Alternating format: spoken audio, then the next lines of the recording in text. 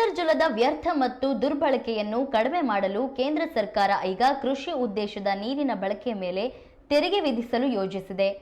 ರಾಜ್ಯ ಸರ್ಕಾರಗಳ ಸಹಯೋಗದೊಂದಿಗೆ ವಿವಿಧ ರಾಜ್ಯಗಳಲ್ಲಿ 22 ಪ್ರಾಯೋಗಿಕ ಯೋಜನೆಗಳನ್ನು ಶೀಘ್ರದಲ್ಲೇ ಪ್ರಾರಂಭಿಸಲಿದೆ.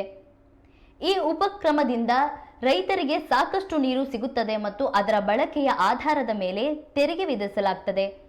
ಪ್ರಾಯೋಗಿಕ ಯೋಜನೆಗಳನ್ನು ಅಂತಿಮಗೊಳಿಸುವ ಪ್ರಕ್ರಿಯೆ ನಡೆಯುತ್ತಿದೆ ಎಂದು ಕೇಂದ್ರ ಜಲಶಕ್ತಿ ಸಚಿವ ಸಿಆರ್ ಪಾಟೀಲ್ ತಿಳಿಸಿದ್ದಾರೆ.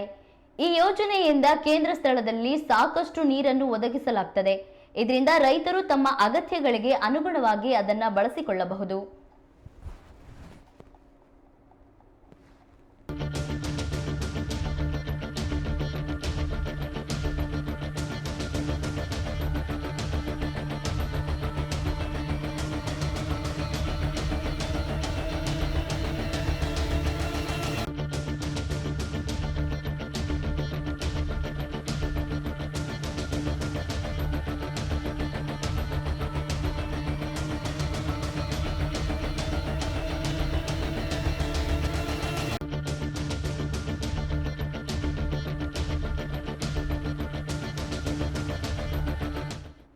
ನೀರಿನ ಬಳಕೆ ಆಧಾರದ ಮೇಲೆ ತೆರಿಗೆ ವಿಧಿಸಲಾಗುತ್ತದೆ ಎಂದು ಅವರು ವಿವರಿಸಿದ್ದಾರೆ.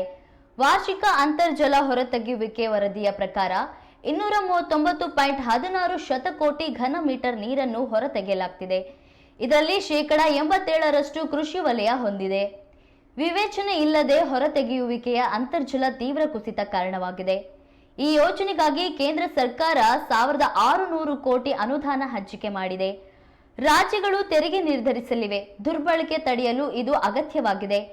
ನೀರು ವ್ಯರ್ಥವಾಗುವುದನ್ನು ನಿಯಂತ್ರಿಸಲು ರಾಜ್ಯಕ್ಕಿಂತ ಸ್ಥಳೀಯ ನೀರು ಬಳಕೆದಾರರ ಸಂಘಗಳು ತೆರಿಗೆ ವಿಧಿಸಬೇಕು ಎಂದು ಕುಡಿಯುವ ನೀರು ಮತ್ತು ನೈರ್ಮಲ್ಯ ಇಲಾಖೆಯ ಹೆಚ್ಚುವರಿ ಕಾರ್ಯದರ್ಶಿ ಅಶೋಕ್ ಕೆ ಮೀನಾ ಹೇಳಿದ್ದಾರೆ.